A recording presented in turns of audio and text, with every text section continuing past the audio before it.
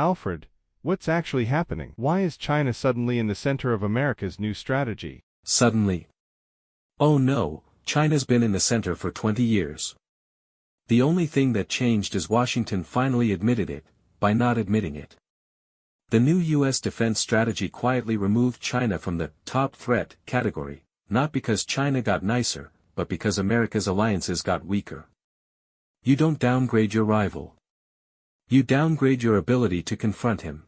But wasn't Europe supposed to help America contain China? What happened to the alliance? What happened? Reality happened. The U.S. spent decades assuming Europe was a loyal strategic partner. Europe spent those same decades assuming America would pay for everything. Now, Europe wants autonomy. The U.S. wants free riders to stop riding. NATO looks like a marriage where both sides sleep in different bedrooms but still pretend it's a honeymoon. And let's be honest, if Europe is no longer a reliable ally, America loses the strongest tool it had to balance China, a united Western bloc. That bloc is now fracturing. China didn't do that. Washington and Brussels did it to themselves. So China didn't change, only America did? Correct. Beijing didn't blink. China still wants global leadership by 2050, economic dominance, technological superiority, and a military that can neutralize U.S. influence in Asia. China's strategy is painfully consistent. Meanwhile, America's strategy looks like a college essay written the night before the deadline, a few good ideas, lots of improvisation, zero formatting. If America downgrades Europe, how does it plan to confront China without allies? Excellent question. Washington would love to know the answer too. Because confronting China without Europe is like trying to lift a car with one hand because the other hand got bored and wandered off. No unified sanctions regime. No technological coalition. No diplomatic pressure. No shared defense costs. We're back to America versus China. One-on-one.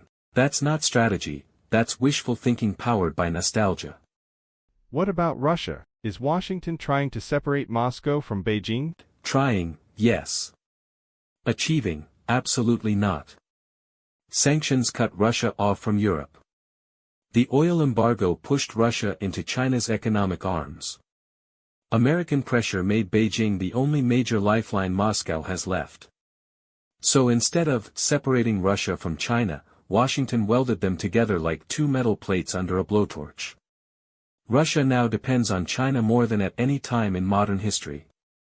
That's not geopolitical success. That's geopolitical alchemy gone wrong.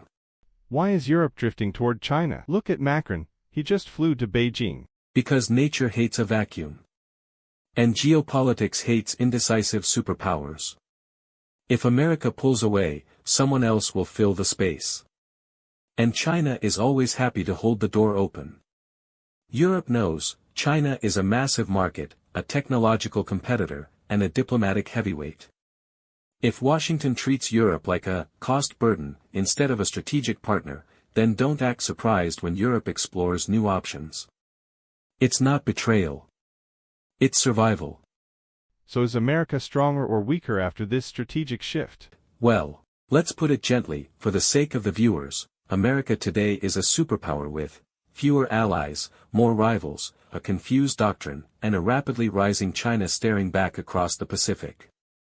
If the goal was to simplify global competition, mission accomplished. Now it's just US versus China. But simple doesn't mean safe. And clarity doesn't mean strength.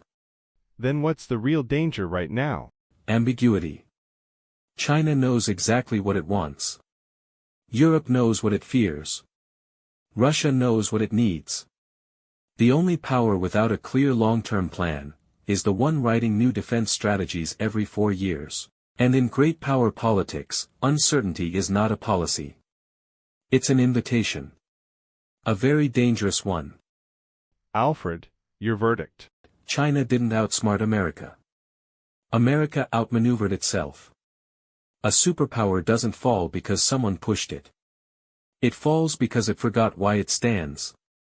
And right now, Washington needs less ego, more strategy, and fewer policy resets, and more actual policy.